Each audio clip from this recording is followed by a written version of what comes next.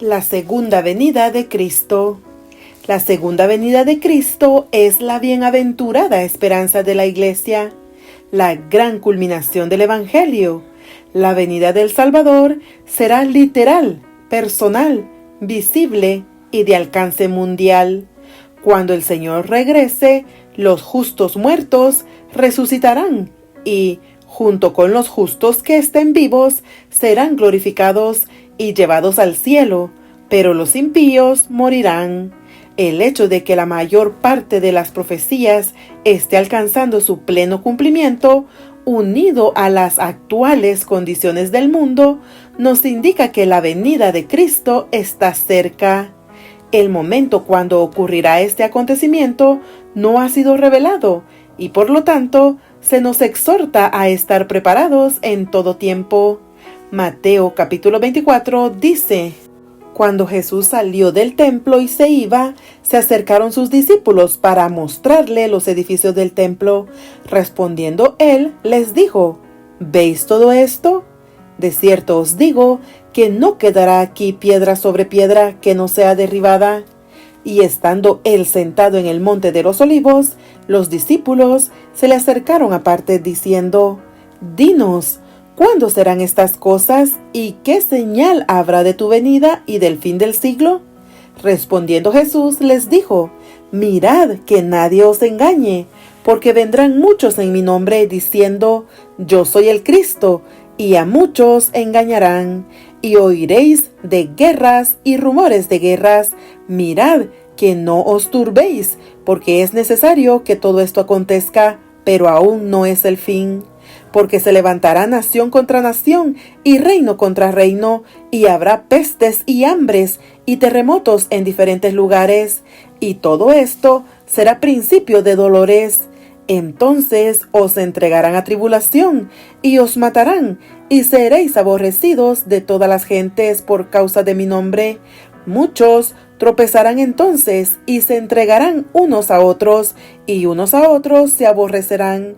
Y muchos falsos profetas se levantarán, y engañarán a muchos, y por haberse multiplicado la maldad, el amor de muchos se enfriará. Mas el que persevere hasta el fin, éste será salvo, y será predicado este evangelio del reino en todo el mundo, para testimonio a todas las naciones. Entonces vendrá el fin. Por tanto, cuando veáis en el lugar santo la abominación desoladora de que habló el profeta Daniel, el que lee entienda. Entonces los que estén en Judea huyan a los montes. El que esté en la azotea no descienda para tomar algo de su casa, y el que esté en el campo no vuelva atrás para tomar su capa. Mas ay de las que estén encintas y de las que críen en aquellos días.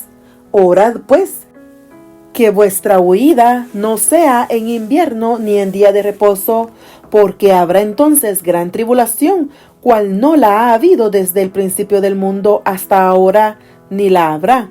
Y si aquellos días no fuesen acortados, nadie sería salvo. Mas por causa de los escogidos, aquellos días serán acortados.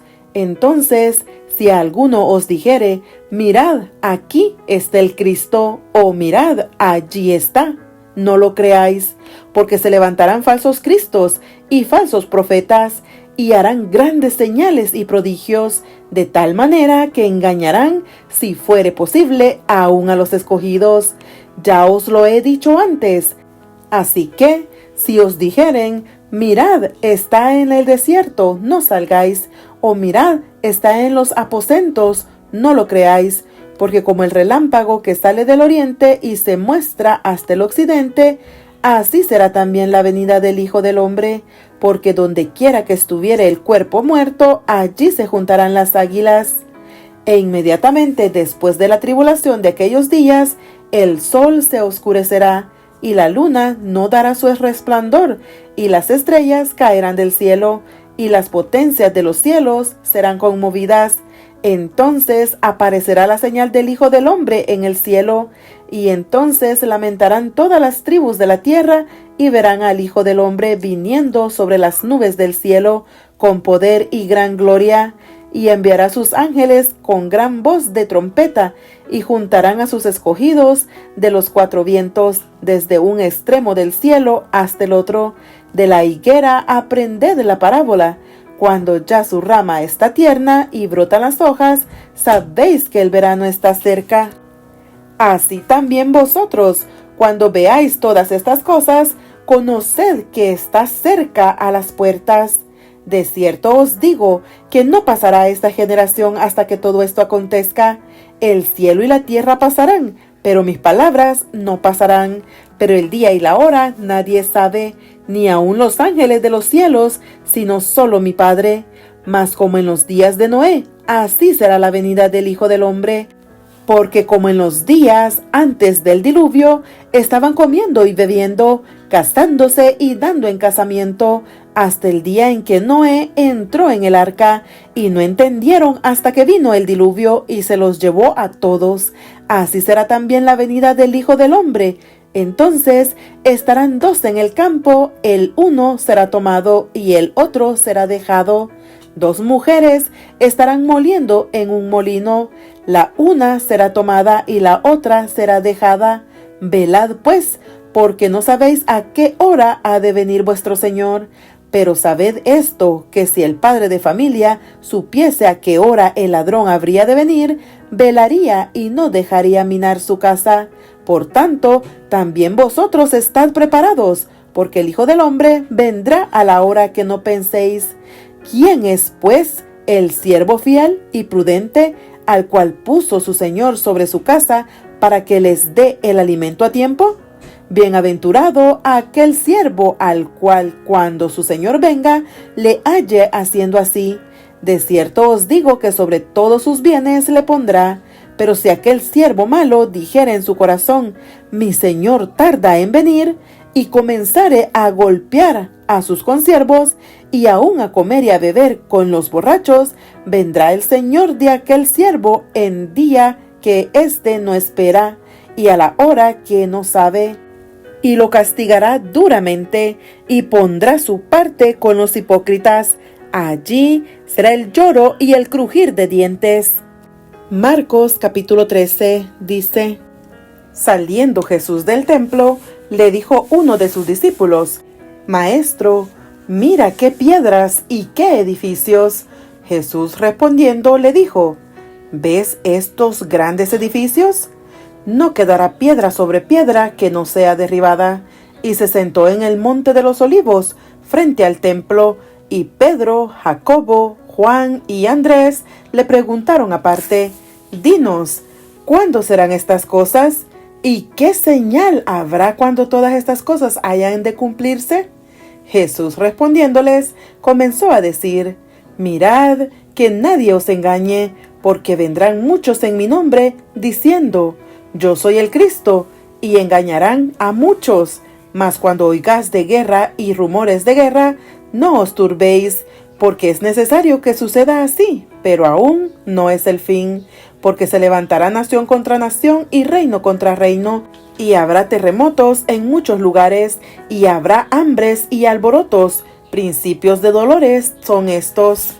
Pero mirad por vosotros mismos, porque os entregarán a los concilios, y en las sinagogas os azotarán, y delante de gobernadores y de reyes os llevarán por causa de mí, para testimonio a ellos.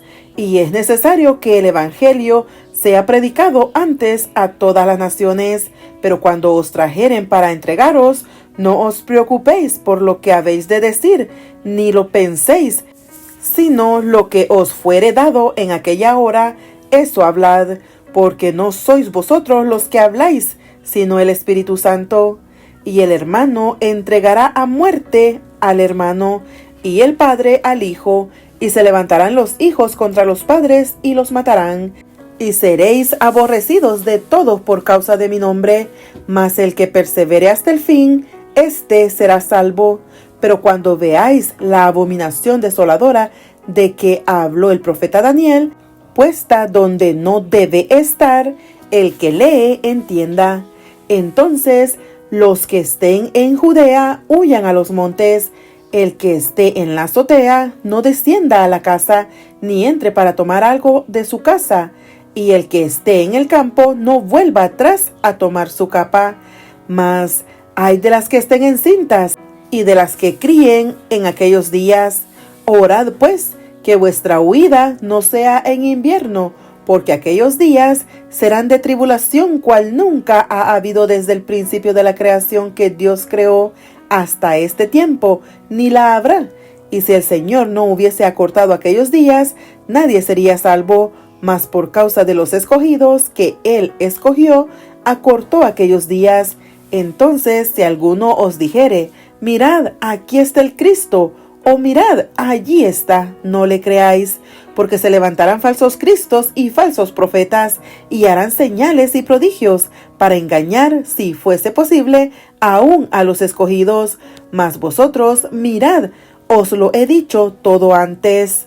Pero en aquellos días, después de aquella tribulación, el sol se oscurecerá, y la luna no dará su resplandor, y las estrellas caerán del cielo, y las potencias que están en los cielos serán conmovidas. Entonces verán al Hijo del Hombre que vendrá en las nubes con gran poder y gloria, y entonces enviará sus ángeles y juntará a sus escogidos de los cuatro vientos, desde el extremo de la tierra hasta el extremo del cielo. De la higuera aprended la parábola: cuando ya su rama está tierna y brotan las hojas, sabéis que el verano está cerca. Así también vosotros, cuando veáis que suceden estas cosas, conoced que está cerca a las puertas. De cierto os digo que no pasará esta generación hasta que todo esto acontezca. El cielo y la tierra pasarán, pero mis palabras no pasarán. Pero de aquel día y de la hora nadie sabe, ni aun los ángeles que están en el cielo, ni el Hijo, sino el Padre. Mirad, velad y orad, porque no sabéis cuándo será el tiempo. Es como el hombre que, yéndose lejos, dejó su casa y dio autoridad a sus siervos y a cada uno su obra, y al portero mandó que velase. Velad pues, porque no sabéis cuándo vendrá el Señor de la casa, si al anochecer, o a la medianoche, o al canto del gallo, o a la mañana, para que cuando venga de repente no os halle durmiendo. Y lo que a vosotros digo, a todos lo digo, velad. Lucas capítulo 21 dice: levantando los ojos, vio a los ricos que echaban sus ofrendas en el arca de las ofrendas. Vio también a una viuda muy pobre que echaba allí 2 blancas, y dijo: en verdad os digo que esta viuda pobre echó más que todos, porque todos aquellos echaron para las ofrendas de Dios de lo que les sobra, mas ésta, de su pobreza, echó todo el sustento que tenía. Y a unos que hablaban de que el templo estaba adornado de hermosas piedras y ofrendas votivas, dijo: en cuanto a estas cosas que veis, días vendrán en que no quedará piedra sobre piedra que no sea destruida. Y le preguntaron diciendo: Maestro, ¿cuándo será esto? ¿Y qué señal habrá cuando estas cosas estén para suceder? Él entonces dijo: mirad, que no seáis engañados, porque vendrán muchos en mi nombre diciendo: yo soy el Cristo, y el tiempo está cerca, mas no vayáis en pos de ellos. Y cuando oigáis de guerras y de sediciones, no os alarméis, porque es necesario que estas cosas acontezcan primero, pero el fin no será inmediatamente. Entonces les dijo: se levantará nación contra nación y reino contra reino, y habrá grandes terremotos, y en diferentes lugares hambres y pestilencias, y habrá terror y grandes señales del cielo. Pero antes de todas estas cosas os echarán mano, y os perseguirán, y os entregarán a las sinagogas y a las cárceles, y seréis llevados ante reyes y ante gobernadores por causa de mi nombre, y esto os será ocasión para dar testimonio. Proponed en vuestros corazones no pensar antes cómo habéis de responder en vuestra defensa, porque yo os daré palabra y sabiduría, la cual no podrán resistir ni contradecir todos los que se opongan. mas seréis entregados aún por vuestros padres y hermanos y parientes y amigos, y matarán a algunos de vosotros, y seréis aborrecidos de todos por causa de mi nombre. Pero ni un cabello de vuestra cabeza perecerá. Con vuestra paciencia ganaréis vuestras almas. Pero cuando viereis a Jerusalén rodeada de ejércitos, sabed entonces que su destrucción ha llegado. Entonces los que estén en Judea huyan a los montes, y los que en medio de ella váyanse, y los que estén en los campos no entren en ella, porque estos son días de retribución, para que se cumplan todas las cosas que están escritas. Mas ay de las que estén encintas y de las que críen en aquellos días, porque habrá gran calamidad en la tierra e ira sobre este pueblo, y caerán a filo de espada y serán llevados cautivos a todas las naciones, y Jerusalén será hollada por los gentiles hasta que los tiempos de los gentiles se cumplan. Entonces habrá señales en el sol, en la luna y en las estrellas, y en la tierra angustia de las gentes, confundidas a causa del bramido del mar y de las olas, desfalleciendo los hombres por el temor y la expectación de las cosas que sobrevendrán en la tierra, porque las potencias de los cielos serán conmovidas. Entonces verán al Hijo del Hombre, que vendrá en una nube con poder y gran gloria. Cuando estas cosas comiencen a suceder, erguíos y levantad vuestra cabeza, porque vuestra redención está cerca. También les dijo una parábola: mirad la higuera y todos los árboles, cuando ya brotan, viéndolo, sabéis por vosotros mismos que el verano está ya cerca. Así también vosotros, cuando veáis que suceden estas cosas, sabed que está cerca el reino de Dios. De cierto os digo que no pasará esta generación hasta que todo esto acontezca. El cielo y la tierra pasarán, pero mis palabras no pasarán. Mirad también por vosotros mismos que vuestros corazones no se carguen de glotonería y embriaguez y de los afanes de esta vida, y venga de repente sobre vosotros aquel día, porque como un lazo vendrá sobre todos los que habitan sobre la faz de toda la tierra. Velad pues en todo tiempo, orando que seáis tenidos por dignos de escapar de todas estas cosas que vendrán, y de estar en pie delante del Hijo del Hombre. Y enseñaba de día en el templo, y de noche, saliendo, se estaba en el monte que se llama de los Olivos, y todo el pueblo venía a él por la mañana para oírle en el templo. Juan capítulo 14 del 1 al 3 dice: No se turbe vuestro corazón, creéis en Dios, creed también en mí. En la casa de mi Padre muchas moradas hay. Si así no fuera, yo os lo hubiera dicho. Voy pues a preparar lugar para vosotros, y si me fuere y os preparare el lugar, vendré otra vez y os tomaré a mí mismo, para que donde yo estoy, vosotros también estéis.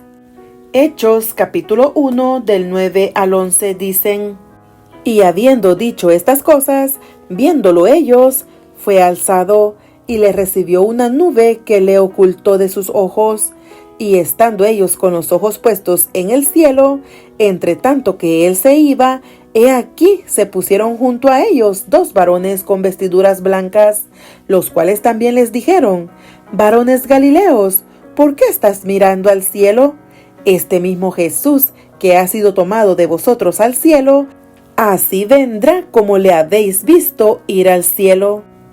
Primera de Corintios capítulo 15 versículos del 51 al 54 dicen: He aquí os digo un misterio, no todos dormiremos, pero todos seremos transformados en un momento, en un abrir y cerrar de ojos, a la final trompeta, porque se tocará la trompeta, y los muertos serán resucitados incorruptibles, y nosotros seremos transformados, porque es necesario que esto corruptible se vista de incorrupción, y esto mortal se vista de inmortalidad.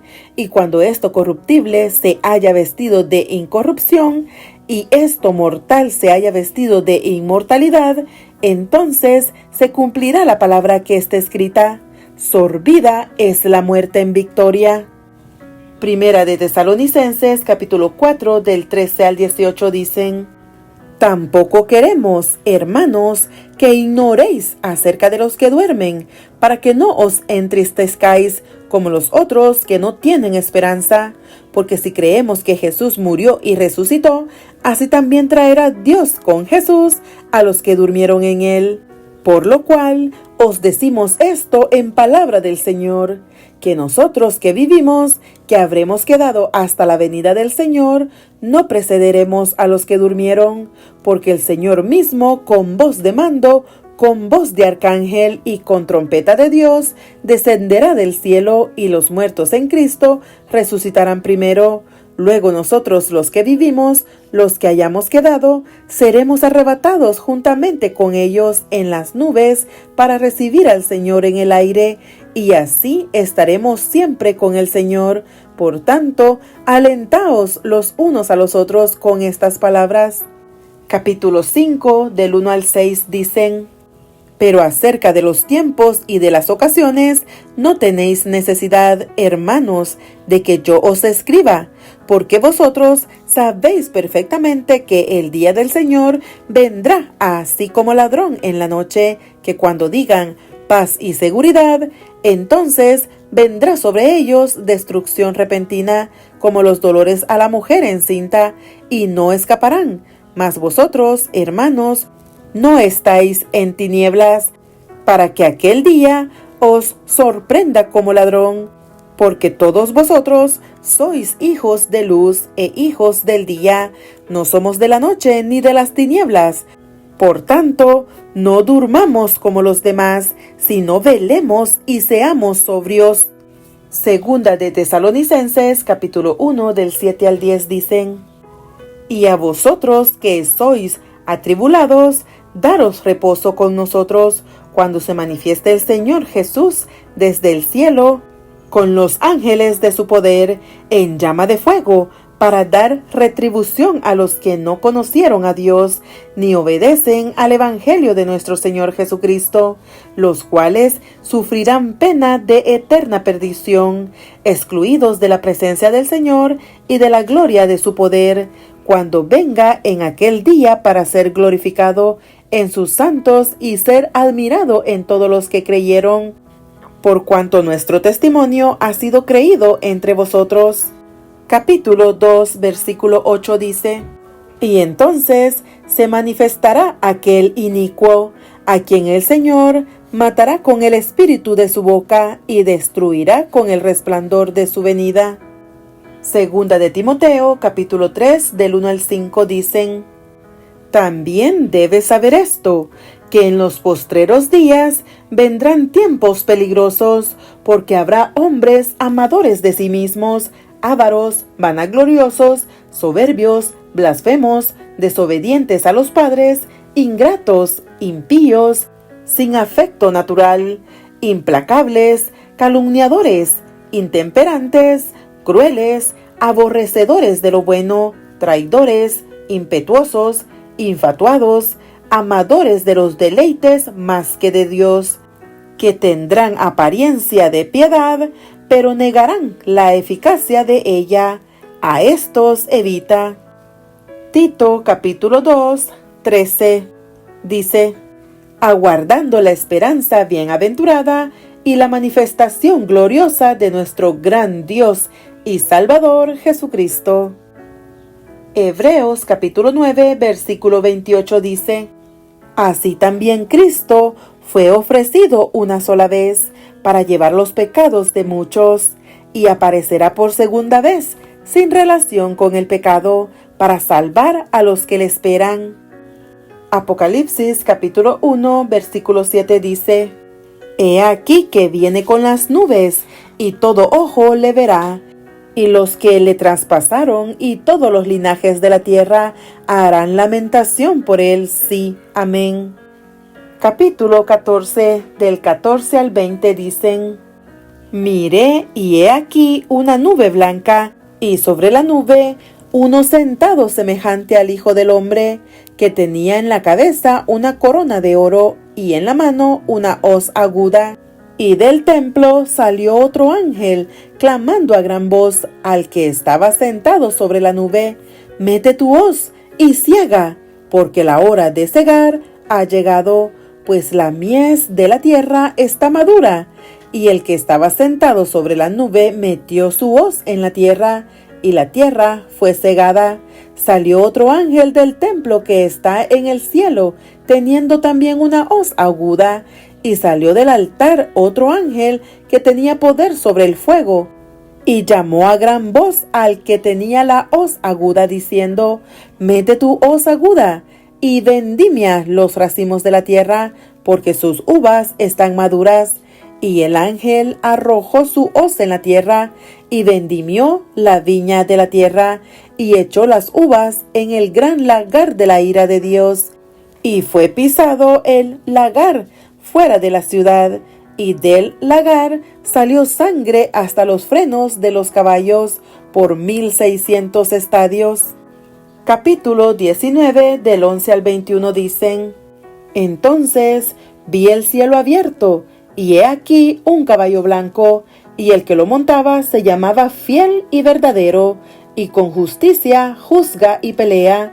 Sus ojos eran como llama de fuego, y había en su cabeza muchas diademas, y tenía un nombre escrito que ninguno conocía sino él mismo.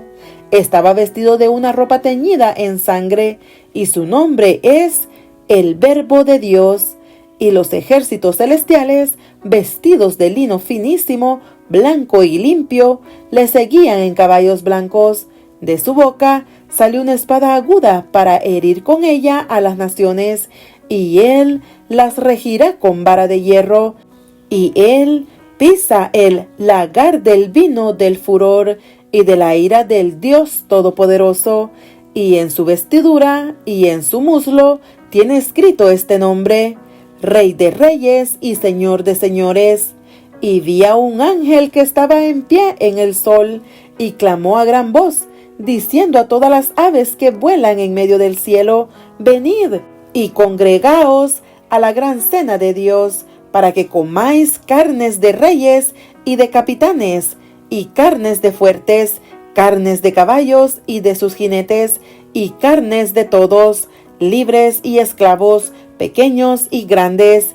Y vi a la bestia, a los reyes de la tierra y a sus ejércitos, reunidos para guerrear contra el que montaba el caballo y contra su ejército. Y la bestia fue apresada, y con ella el falso profeta, que había hecho delante de ella las señales con las cuales había engañado a los que recibieron la marca de la bestia, y habían adorado su imagen. Estos dos fueron lanzados vivos dentro de un lago de fuego que arde con azufre, y los demás fueron muertos con la espada que salía de la boca del que montaba el caballo, y todas las aves se saciaron de las carnes de ellos. «Mami», dijo una niñita al acostarse, «extraño tanto a mi amigo Jesús. ¿Cuándo va a volver?».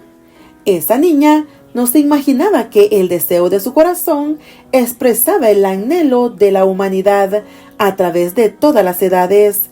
Las palabras finales de la Biblia nos dan la promesa de un pronto regreso. «Ciertamente vengo en breve». Y Juan el Revelador, el compañero fiel de Jesús, añade: «Amén, sí ven, Señor Jesús». Apocalipsis 22:20. Ver a Jesús, unirnos para siempre con aquel que nos ama más de lo que podemos imaginar, presenciar el fin de todos los sufrimientos terrenales, disfrutar de la eternidad con los seres queridos resucitados que ahora descansan. No es de extrañar que los amigos de Cristo hayan esperado ese día, aunque la Escritura deja en claro que Jesús vendrá por segunda vez. El día de su venida será una sorpresa abrumadora incluso para los santos, porque el Hijo del Hombre vendrá a la hora que no pensáis. Mateo 24:44. A la medianoche de la historia del mundo, Dios manifestará su poder para liberar a su pueblo. La Escritura describe los sucesos. Salió una gran voz del templo del cielo, del trono diciendo: hecho está. Esta voz hace estremecer la tierra, causando un terremoto tan grande cual no lo hubo jamás desde que los hombres han estado sobre la tierra. Apocalipsis 16, 17 y 18. Las montañas tiemblan, las rocas se derrumban, esparciéndose por donde quiera, y la tierra entera se sacude como las olas del océano. La superficie se abre y las naciones cayeron, y toda isla huyó, y los montes no fueron hallados. Versículos 19 y 20. Y el cielo se desvaneció como un pergamino que se enrolla, y todo monte y toda isla se removió de su lugar. Apocalipsis 6, 14. A pesar del caos que descenderá sobre el mundo físico, el pueblo de Dios no temerá al ver la señal del Hijo del Hombre. Mateo 24, 30. Cuando descienda de las nubes de los cielos, todo ojo verá al príncipe de vida. Viene esta vez, no como varón de dolores, sino como un conquistador victorioso a reclamar lo suyo. En lugar de la corona de espinas, llevará la corona de gloria, y en su vestidura y en su muslo tiene escrito este nombre: Rey de Reyes y Señor de Señores. Apocalipsis 19, 12 y 16.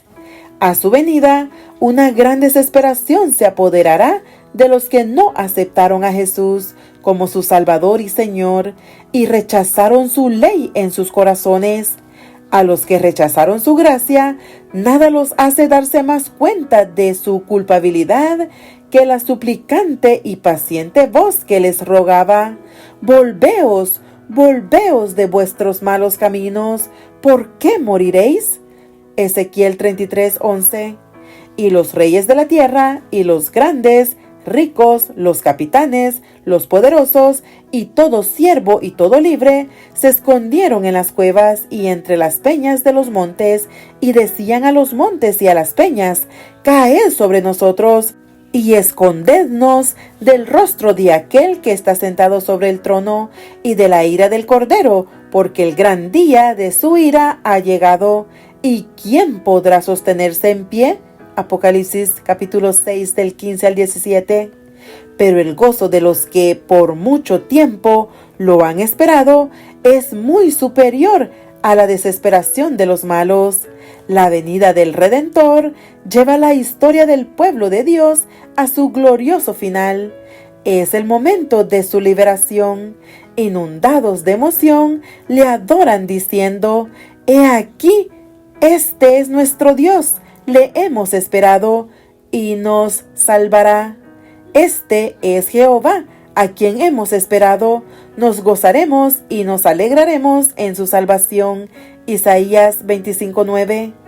Mientras Jesús se acerca, llama a los santos que duermen en sus tumbas y envía a sus ángeles para que junten a sus escogidos de los cuatro vientos, desde un extremo del cielo hasta el otro. Mateo 24:31. Por todo el mundo los muertos justos oirán su voz y se levantarán de sus tumbas. ¡Qué momento de gozo! Luego los justos vivos son transformados en un momento, en un abrir y cerrar de ojos. Primera de Corintios 15:52. Glorificados y habiendo recibido inmortalidad, son arrebatados junto con los santos resucitados en el aire para encontrarse con su Señor y morar con Él para siempre. Primera de Tesalonicenses 4:16, 17. La certeza del retorno de Jesús. Los apóstoles y la iglesia primitiva consideraban que el regreso de Jesús era la bendita esperanza. Tito 2:13, comparar con Hebreos 9:28. Esperaban que todas las profecías y las promesas de las Escrituras se cumplirían para su segunda venida. Ver segunda de Pedro 3:13, comparar con Isaías 65:17. Pues esta constituye el blanco del peregrinaje cristiano.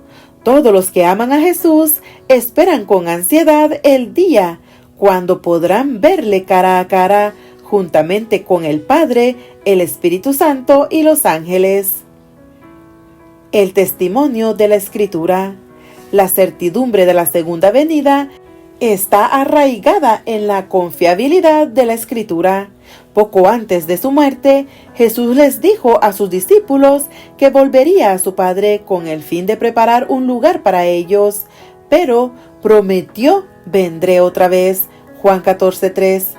Tal como había sido predicha la primera venida de Cristo a este mundo, así también se predice su segunda venida a través de toda la Escritura. Aún antes del diluvio, Dios le reveló a Enoc que lo que terminaría con el pecado sería la venida de Cristo en gloria. El patriarca profetizó: He aquí vino el Señor con sus santas decenas de millares para hacer juicio contra todos y dejar convictos a todos los impíos de todas sus obras impías que han hecho impíamente y de todas las cosas duras que los pecadores impíos han hablado contra él. Judas 14:15.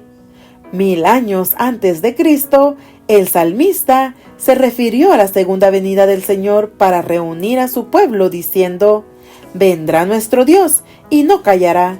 Fuego consumirá delante de él y tempestad poderosa los rodeará. Convocará a los cielos de arriba y a la tierra para juzgar a su pueblo. Juntadme, mis santos, los que hicieron conmigo pacto con sacrificio. Salmo 50 del 3 al 5.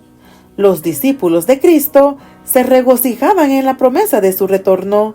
En medio de todas las dificultades con que se encontraban, la seguridad que producía esta promesa nunca dejó de renovar su valor y fortaleza. Su Maestro volvería para llevarlos a la casa de su Padre. La garantía que provee el primer advenimiento. El segundo advenimiento está íntimamente ligado con la primera venida de Cristo.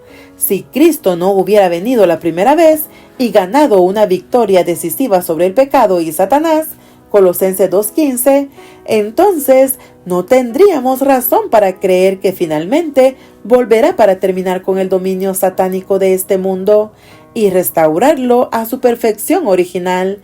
Pero por cuanto tenemos la evidencia de que se presentó una vez para siempre por el sacrificio de sí mismo para quitar de en medio el pecado, tenemos razón para creer que aparecerá por segunda vez, sin relación con el pecado, para salvar a los que le esperan.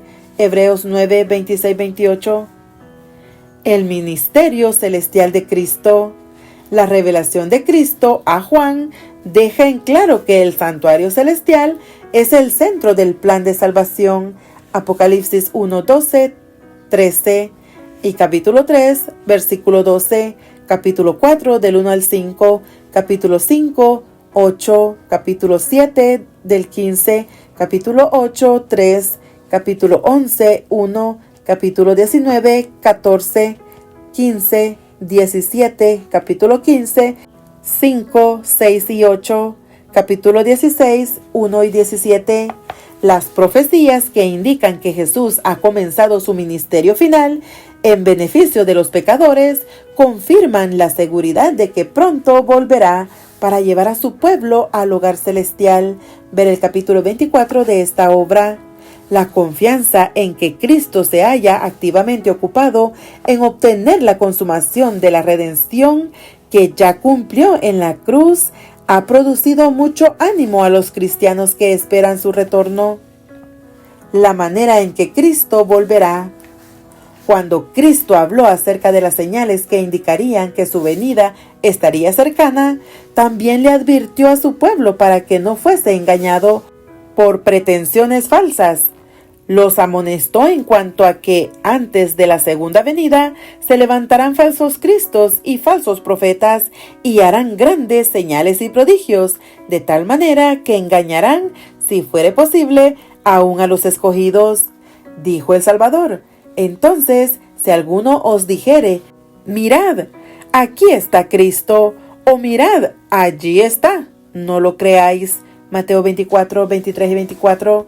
Con el fin de permitirles a los creyentes hacer distinción entre el acontecimiento genuino y las falsas manifestaciones, diversos pasajes bíblicos revelan detalles acerca de la manera en que Cristo volverá. Note lo siguiente: una venida personal y literal. Cuando Jesús ascendió en una nube, 2 ángeles se dirigieron a los discípulos, quienes todavía estaban mirando hacia donde su Señor había ascendido. Varones Galileos, ¿por qué estáis mirando al cielo? Este mismo Jesús, que ha sido tomado de vosotros al cielo, así vendrá, como le habéis visto ir al cielo. Hechos 1:11. En otras palabras, declararon que el mismo Señor que acababa de dejarlos, un ser personal, de carne y hueso, no una entidad espiritual. Lucas 24:36 al 43. Volvería a este mundo. Su segunda venida sería tan literal y personal como su ascensión. Un retorno visible. La venida de Cristo no será una experiencia interior invisible, sino un encuentro real con una persona visible, con el fin de no dejar lugar a dudas en cuanto a la realidad de su retorno. Jesús amonestó a sus discípulos a no dejarse engañar por noticias de alguna segunda venida secreta. Con este fin, comparó su retorno al brillo del relámpago. Mateo 24:27. La Sagrada Escritura establece claramente que tanto los justos como los malvados serán testigos simultáneos de su venida. Juan escribió: «He aquí que viene con las nubes, y todo ojo le verá». Apocalipsis 1:7. Y Cristo hizo notar la reacción de los malvados. Entonces lamentarán todas las tribus de la tierra, y verán al Hijo del Hombre viniendo sobre las nubes del cielo, con poder y gran gloria. Mateo 24:30. Un retorno audible. Además del cuadro de una percepción universal del retorno de Cristo, se encuentra el acerto bíblico de que su venida se hará evidente no solo por la vista, sino también por el sonido. El Señor mismo, con voz de mando, con voz de arcángel y con trompeta de Dios, descenderá del cielo. Primera de Tesalonicenses 4:16. Una gran voz de trompeta, Mateo 24:31, acompaña a la reunión de su pueblo. Aquí no hay lugar para secretos.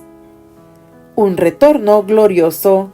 Cuando Cristo vuelve, lo hace en calidad de conquistador, con poder y en la gloria de su Padre con sus ángeles. Mateo 16:27.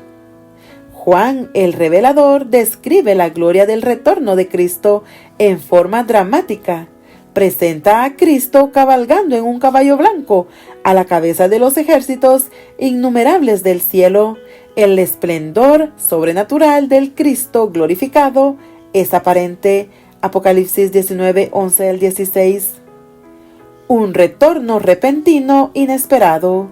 Los creyentes cristianos que anhelan el retorno de Cristo y lo esperan, se darán cuenta de su proximidad. Primera de Tesalonicenses 5 del 4 al 6.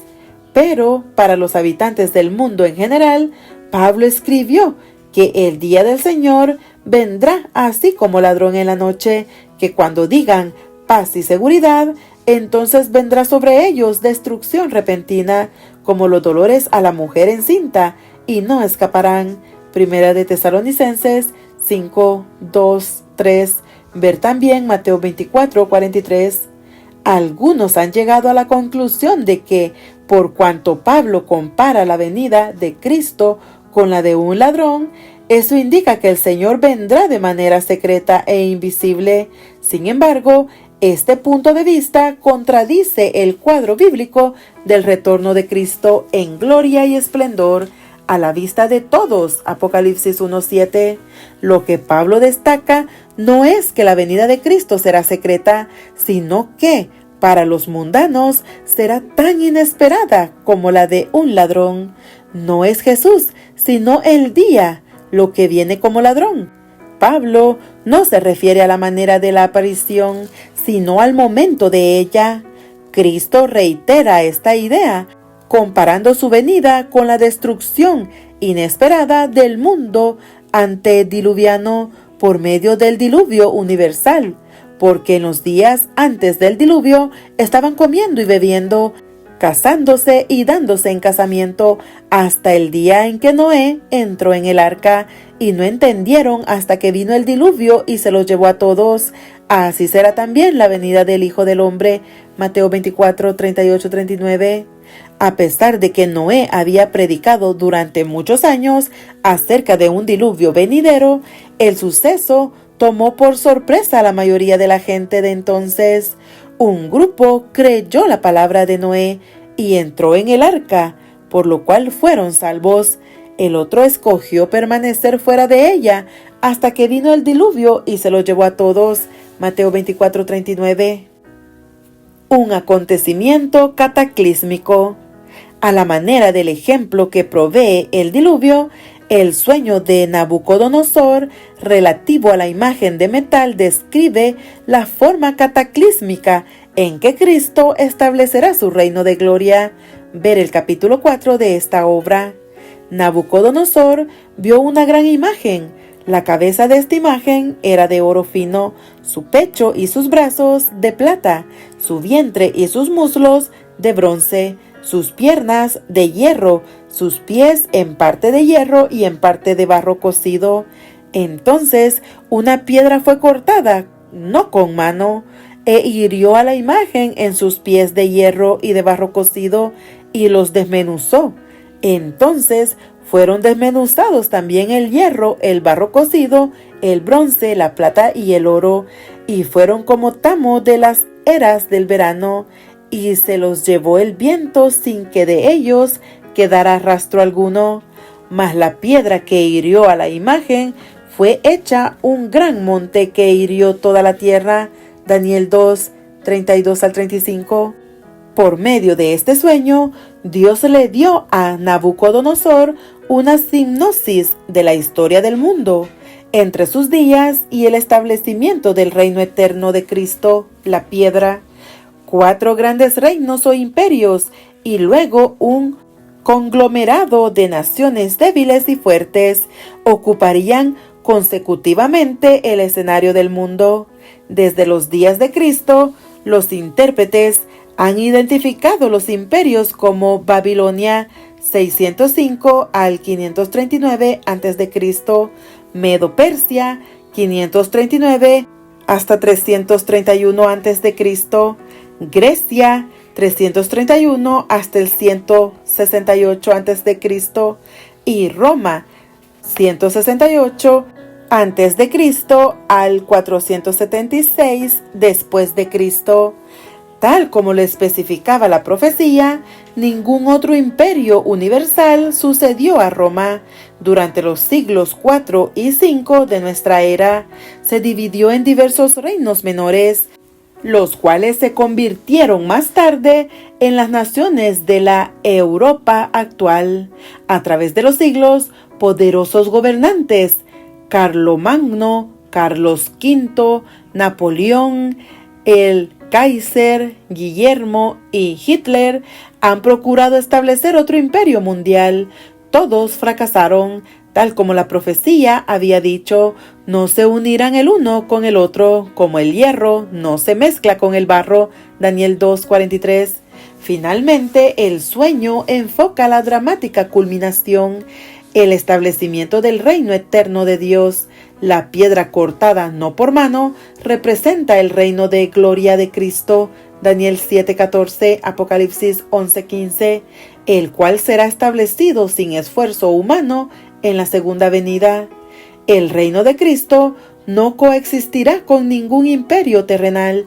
Cuando Él estuvo en el mundo durante el gobierno del Imperio Romano, el reino de la roca que aplasta a todas las naciones no había venido aún. Llegaría después de la fase correspondiente a los pies de hierro y de barro cocido. El período de las naciones divididas de Europa será establecido en ocasión de la segunda venida, cuando Cristo separe a los justos de los malvados. Mateo 25, del 31 al 34. Cuando venga, esta piedra o reino herirá a la imagen en sus pies de hierro y barro cocido, desmenuzará y consumirá a todos estos reinos, no dejando de ellos traza alguna. Daniel 2, 34, 35 y 44. En verdad, la segunda venida es un acontecimiento que sacudirá al mundo. El segundo advenimiento y la raza humana.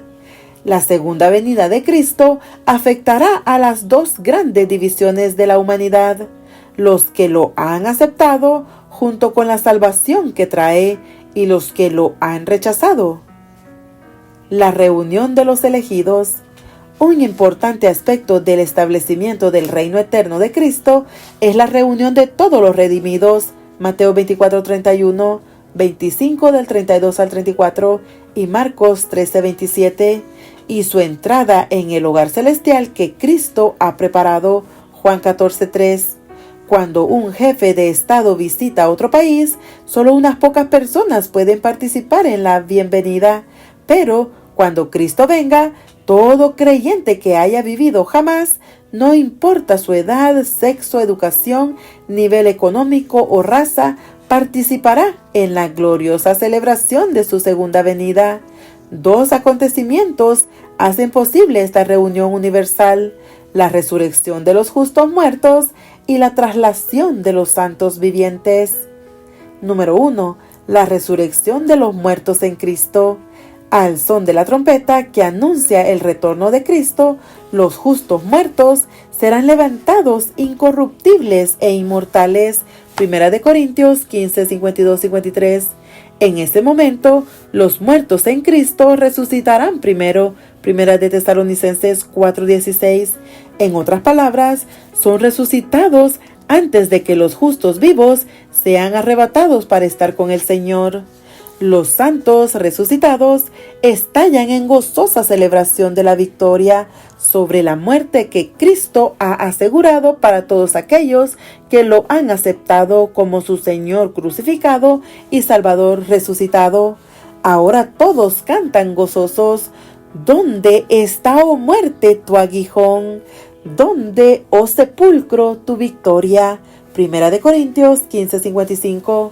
Lo que surge de la resurrección no son los cuerpos enfermos, desgastados y mutilados que bajaron a la tumba, sino cuerpos nuevos, inmortales y perfectos, sin las marcas del pecado que causó su desintegración. Los santos resucitados experimentan el completamiento de la obra de restauración de Cristo y reflejan la imagen perfecta de Dios en su mente, su alma y su cuerpo. 1 Corintios capítulo 15 del 42 al 45. Ver el capítulo 26 de esta obra. Número 2. La traslación de los creyentes vivos. Cuando los justos muertos son resucitados, los justos que viven en el mundo en el momento de la segunda venida son transformados, porque es necesario que esto corruptible se vista de incorrupción y esto mortal se vista de inmortalidad. 1 Corintios 15:53. Cuando Cristo vuelva, ningún grupo de creyentes precederá a los demás. Pablo revela que los creyentes vivos y transformados serán arrebatados juntamente con ellos, los creyentes resucitados, en las nubes para recibir al Señor en el aire, y así estaremos siempre con el Señor. 1 Tesalonicenses 4:17. Ver también Hebreos 11, 39 y 40. De modo que todos los creyentes estarán presentes en la gran reunión del advenimiento, tanto los santos resucitados de todas las edades como los que estén vivos cuando Cristo vuelva. El mismo poder que levantó a Cristo de los muertos levantará a su iglesia y la glorificará con Cristo como a su novia, por encima de todos los principados, por encima de todos los poderes, por encima de todo nombre que se nombra, no solo en este mundo, sino también en los atrios celestiales, el mundo de arriba. La victoria de los santos que duermen será gloriosa en la mañana de la resurrección. Terminará el triunfo de Satanás, al paso que triunfará Cristo en gloria y honor. El dador de la vida coronará con inmortalidad a todos los que salgan de la tumba. La muerte de los incrédulos. Para los que son salvos, la segunda venida de Cristo es una ocasión de gozo y entusiasmo indescriptible, pero para los que se pierden será una escena devastadora de terror. Durante tanto tiempo, resistieron el amor de Cristo y sus invitaciones a la salvación, que se vieron envueltos en el engaño. Ver 2 de Tesalonicenses 2 del 9 al 12, Romanos 1 del 28 al 32. Cuando ven venir a aquel a quien rechazaron, el cual viene como Rey de Reyes y Señor de Señores, saben que ha llegado la hora de su destrucción. Sumidos en el terror y la desesperación, claman a la creación inanimada para que les ofrezca refugio. Apocalipsis 6, 16, 17. En esta ocasión, Dios destruye a Babilonia. La unión de todas las religiones apóstatas será quemada con fuego. Apocalipsis 18, 8. Al jefe de esta confederación, el misterio de iniquidad, el hombre del pecado, el Señor matará con el espíritu de su boca y destruirá con el resplandor de su venida. 2 de Tesalonicenses 2:8.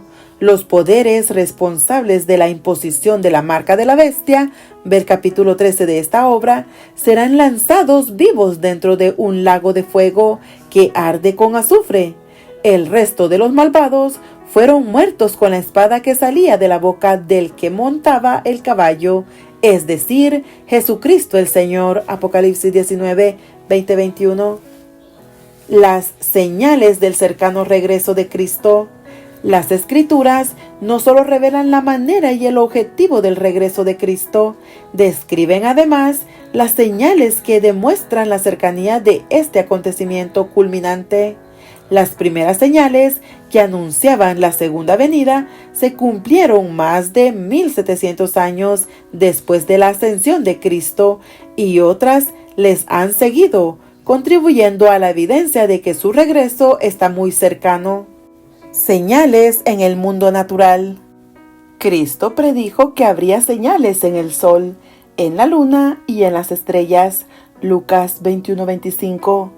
Especificando que el sol se oscurecerá y la luna no dará su resplandor, y las estrellas caerán del cielo, y las potencias que están en los cielos serán conmovidas. Entonces verán al Hijo del Hombre, que vendrá en las nubes con gran poder y gloria. Marcos capítulo 13 del 24 al 26. Además, Juan vio que un gran terremoto precedía las señales en el cielo. Apocalipsis 6, 12. Todas estas señales marcarían el fin de los 1260 años de persecución. Ver el capítulo 13 de esta obra. Número 1. El testimonio de la tierra. En cumplimiento de esta profecía, el terremoto mayor que se conozca ocurrió el 1 de noviembre de 1755, conocido como el terremoto de Lisboa. Sus efectos fueron observados en Europa, África y América, abarcando un área de unos 4 millones de millas cuadradas. Una milla cuadrada equivale a 2,59 kilómetros. Su destrucción estuvo centrada en Lisboa, la capital de Portugal, donde en unos pocos minutos arrasó con los edificios tanto públicos como residenciales y causó decenas de millares de víctimas. Así como los efectos físicos del terremoto fueron poderosos, también su impacto sobre el pensamiento de la época fue igualmente significativo. Muchos que vivían entonces lo reconocieron como una señal profética del fin y comenzaron a prestar seria consideración al juicio de Dios y a los últimos días. El terremoto de Lisboa le dio ímpetu al estudio de la profecía. Número 2. El testimonio del sol y la luna. 25 años más tarde, se presentó la siguiente señal mencionada en la profecía: el oscurimiento del sol y la luna. Cristo había especificado la época en que se cumpliría esta señal, haciendo notar que debía seguir a la gran tribulación. Los 1260 años de persecución papal que la Escritura menciona en otro lugar, Mateo 24:29, ver el capítulo 13 de esta obra. Pero Cristo dijo que la tribulación que precedía a estas señales sería acortada. Mateo 24, 21, 22. Gracias a la influencia de la Reforma y de los movimientos que surgieron de ella, la persecución papal fue en verdad acortada, de modo que para mediados del siglo XVIII había cesado casi completamente. En cumplimiento de esta profecía, el 19 de mayo de 1780, descendió sobre la parte nororiental de América una oscuridad extraordinaria. Recordando este acontecimiento, Timothy Witt, presidente de la Universidad de Yale, dijo: el 19 de mayo de 1780 fue un día notable. En muchos hogares se encendieron velas, los pájaros quedaron en silencio y desaparecieron, y las aves se retiraron a sus gallineros. Prevalecía la opinión generalizada de que el día del juicio estaba a las puertas. Samuel Williams, de la Universidad de Harvard, informó que la oscuridad se acercó desde el suroeste con las nubes entre las 10 y las 11 de la mañana y continuó hasta mediados de la noche siguiente, variando en grado y duración en diferentes localidades. En ciertos lugares, la gente no podía ver lo suficiente como para leer al aire libre materiales comunes impresos. Según la opinión de Samuel Tenney, la oscuridad del siguiente atardecer era probablemente tan profunda como jamás se haya observado desde que la palabra del Altísimo hizo nacer la luz. La oscuridad no podría haber sido más completa si cada cuerpo luminoso del universo hubiera estado envuelto en sombras impenetrables o eliminado de la existencia. Esa noche, la luna llena salió a las 9, pero la oscuridad persistió hasta después de la medianoche. Cuando la luna se hizo visible, tenía la apariencia de sangre.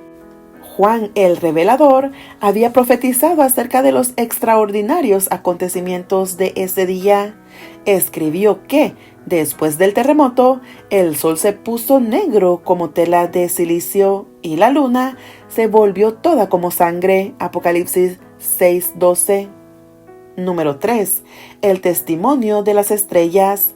Tanto Cristo como Juan se habían referido a la caída de estrellas que indicaría que la venida de Cristo estaba cercana. Apocalipsis 6:13. Ver también Mateo 24:29. La gran lluvia de meteoros del 13 de noviembre de 1833, el más extenso despliegue de meteoritos que se haya registrado, cumplió esta profecía. Se ha calculado que era posible observar un promedio de unas 60,000 estrellas fugaces por hora. El fenómeno fue visto desde Canadá hasta México y desde el Atlántico Central hasta el Pacífico.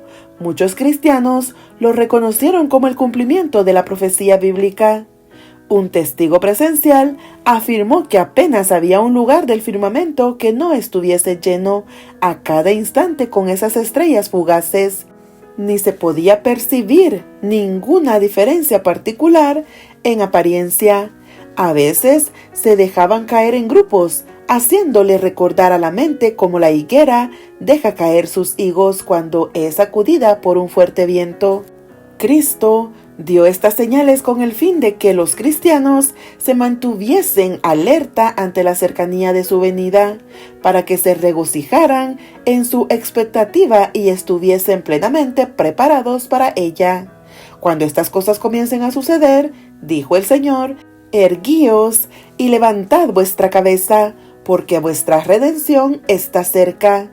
Y añadió, mirad la higuera y todos los árboles, cuando ya brotan, viéndolo, sabéis por vosotros mismos que el verano está ya cerca. Así también vosotros, cuando veáis que suceden estas cosas, sabed que está cerca el reino de Dios. Lucas capítulo 21 del 28 al 31.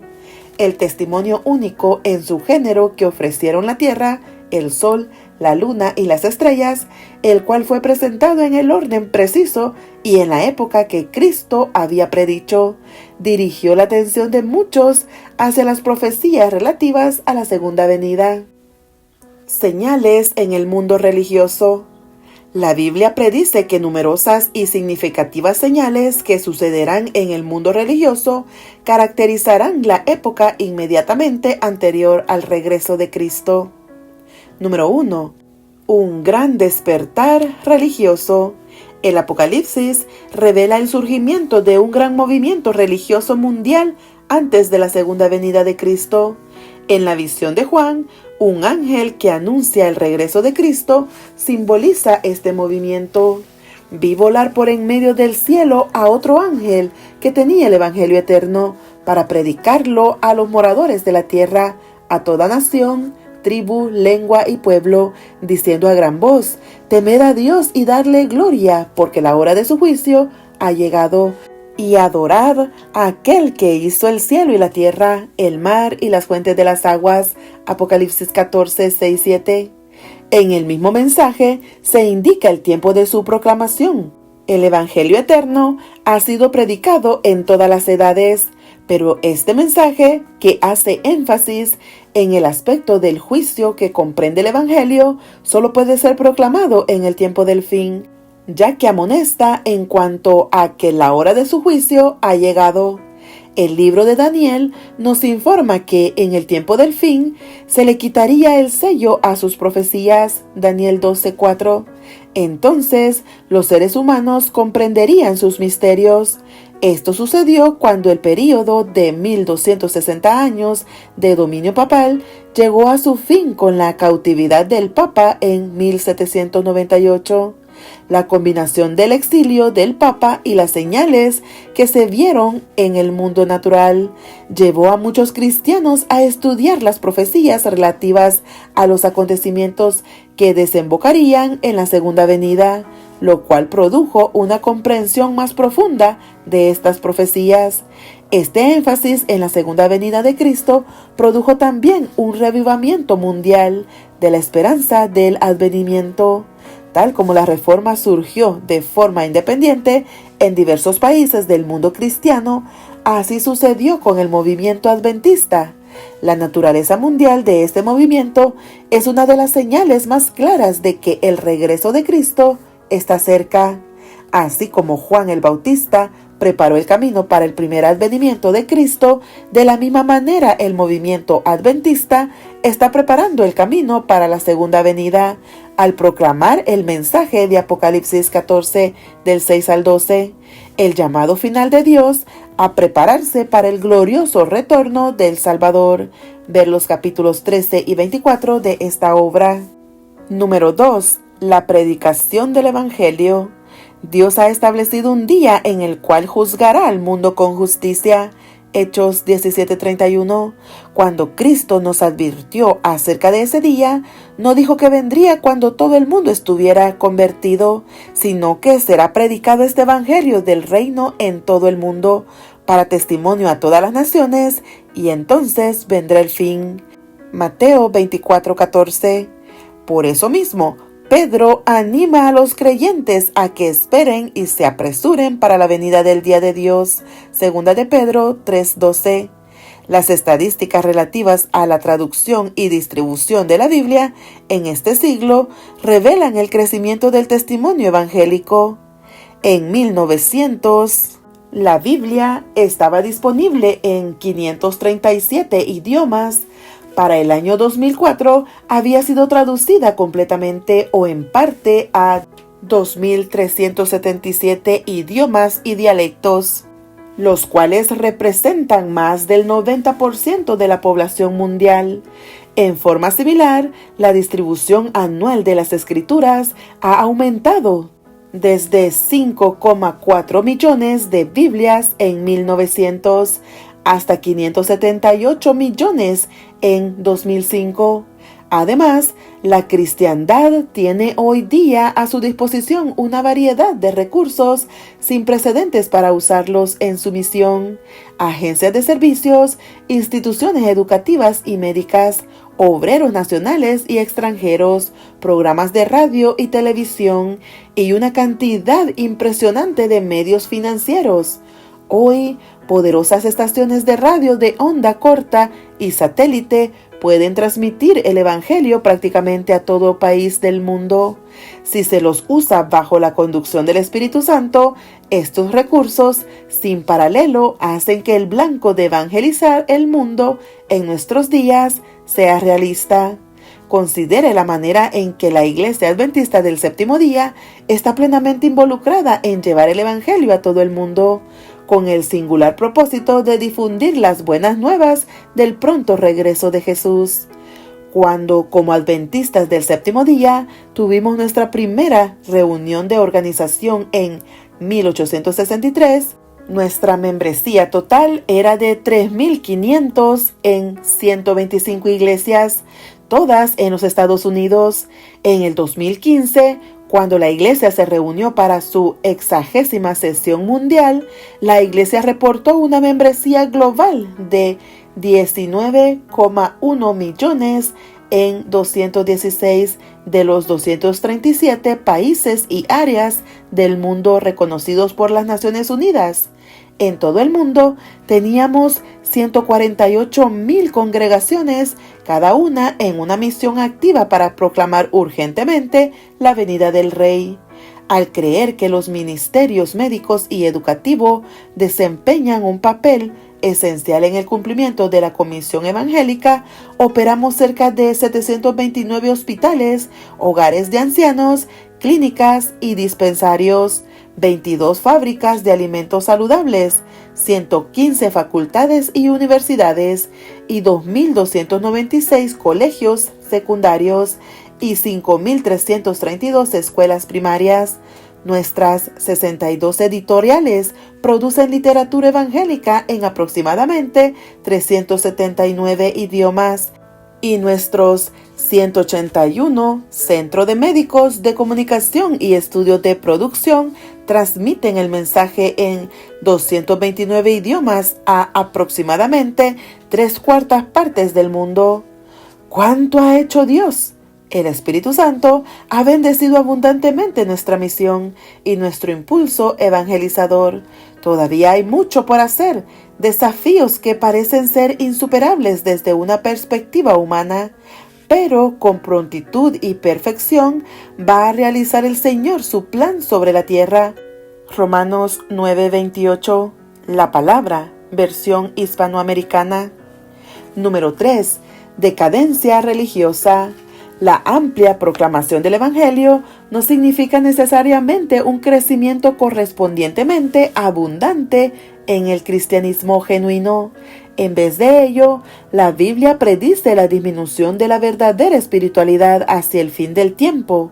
Pablo dijo que en los postreros días vendrán tiempos peligrosos, pero habrá hombres amadores de sí mismos, ávaros, vanagloriosos, soberbios, blasfemos, desobedientes a los padres, ingratos, impíos, sin afecto natural, implacables, calumniadores, intemperantes, crueles, aborrecedores de lo bueno, traidores, impetuosos, infatuados, amadores de los deleites más que de Dios, que tendrán apariencia de piedad, pero negarán la eficacia de ella. Segunda de Timoteo 3, del 1 al 5.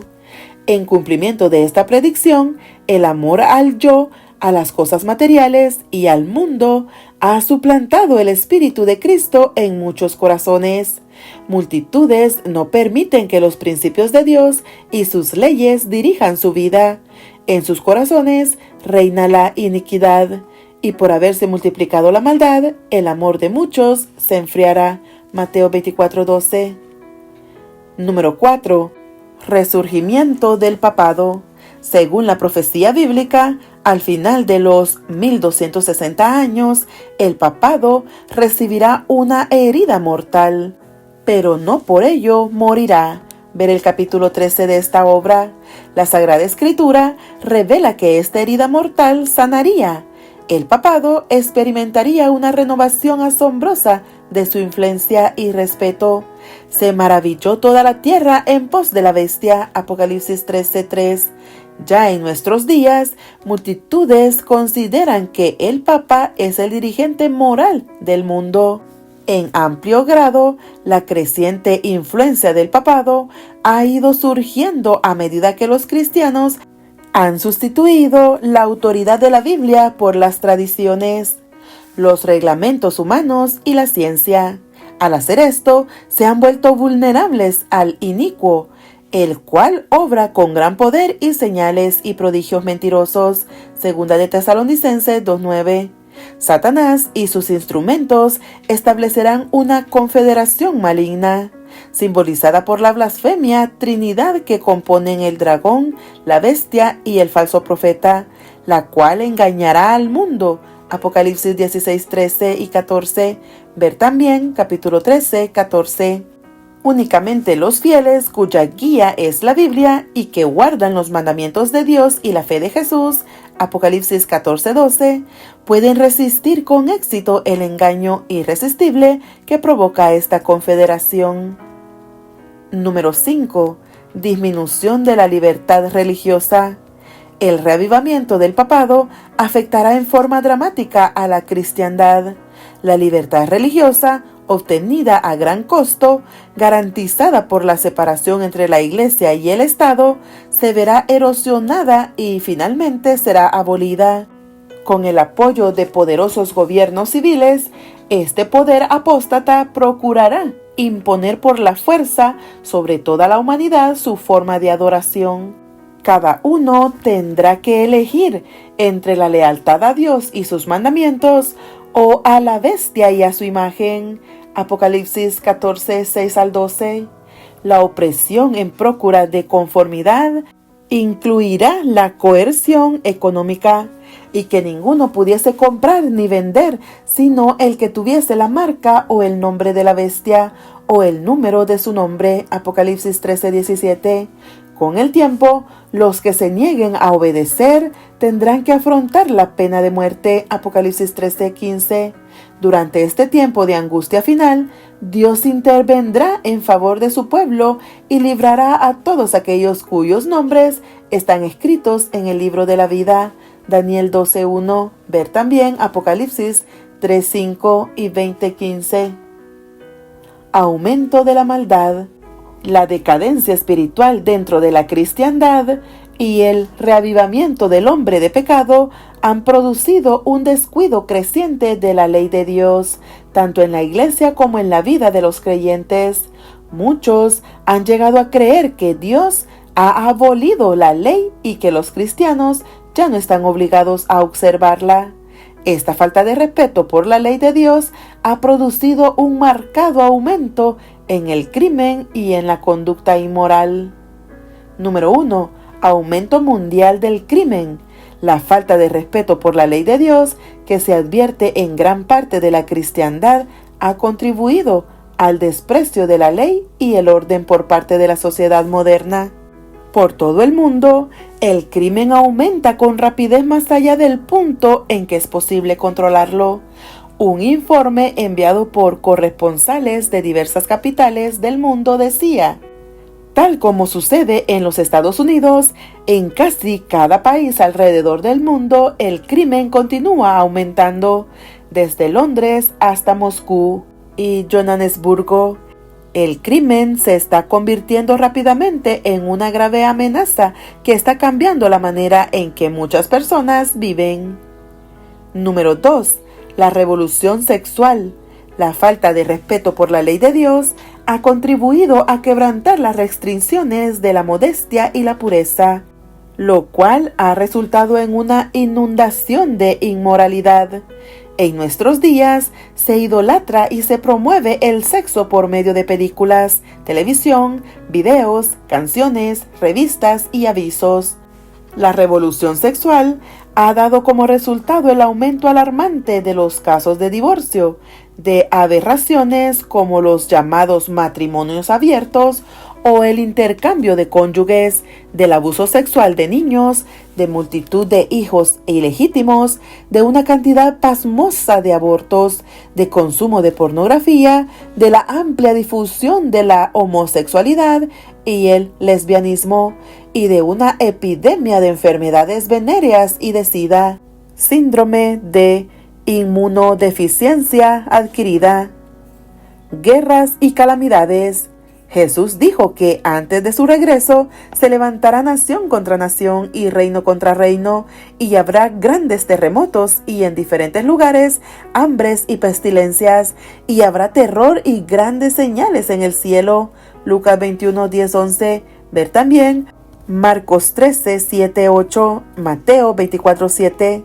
A medida que se acerca el fin y el conflicto se intensifica entre las fuerzas divinas y satánicas, estas calamidades también se intensificarán en severidad y en consecuencias, y se verán cumplidas en nuestros días de manera sin precedentes. Número 1. Guerras. Si bien es cierto que las guerras han plagado a la humanidad a través de su historia, nunca antes había sido tan globales y destructivas. La Primera y la Segunda Guerra Mundial causaron más víctimas y sufrimientos que todas las guerras anteriores combinadas. Muchos ven la posibilidad de otro conflicto mundial. La Segunda Guerra Mundial no terminó con las guerras. Desde su fin, se han desarrollado más de 140 conflictos con armas convencionales, en los cuales han muerto hasta 10 millones de personas. Número 2. Desastres naturales. En los últimos días, los desastres parecen haber aumentado en forma significativa. Las recientes convulsiones de la Tierra y el clima, que se suceden una tras otra, han hecho que muchos se pregunten si la naturaleza se habrá descontrolado y si el mundo no estará experimentando profundos cambios en clima y estructura, los cuales se intensificarán en el futuro. Número 3. Hambres. En el pasado, muchas veces han ocurrido hambrunas, pero no en la escala con la que se ha visto en los últimos 100 años. Nunca antes se había visto en el mundo el espectáculo de millones de individuos sufriendo ya sea de inanición o de desnutrición. Las perspectivas para el futuro no son mucho mejores. La extensión sin precedentes que la inanición alcanza en nuestros días señala con claridad que el retorno de Cristo es inminente. Estemos listos en todo tiempo. La Biblia asegura repetidas veces que Cristo volverá, pero ¿lo hará de aquí a 1 año? ¿5 años? ¿10? ¿20? Nadie lo sabe con seguridad. El mismo Jesús declaró: del día ni la hora nadie sabe, ni aun los ángeles de los cielos, sino solo mi Padre. Mateo 24:36. Hacia el fin de su ministerio terrenal, Cristo pronunció la parábola de las 10 vírgenes con el fin de ilustrar la experiencia de la iglesia de los últimos días. Las 2 clases de vírgenes representan las 2 clases de creyentes que profesan estar esperando a su Señor. Se les da el nombre de vírgenes porque profesan una fe pura. Sus lámparas representan la palabra de Dios y el aceite simboliza al Espíritu Santo. Superficialmente parece que estos 2 grupos fueran semejantes. Ambos salen al encuentro del esposo. Ambos tienen aceite en sus lámparas y su comportamiento no parece ser distinto uno de otro. Todos han oído el mensaje de la pronta venida de Cristo y lo esperan.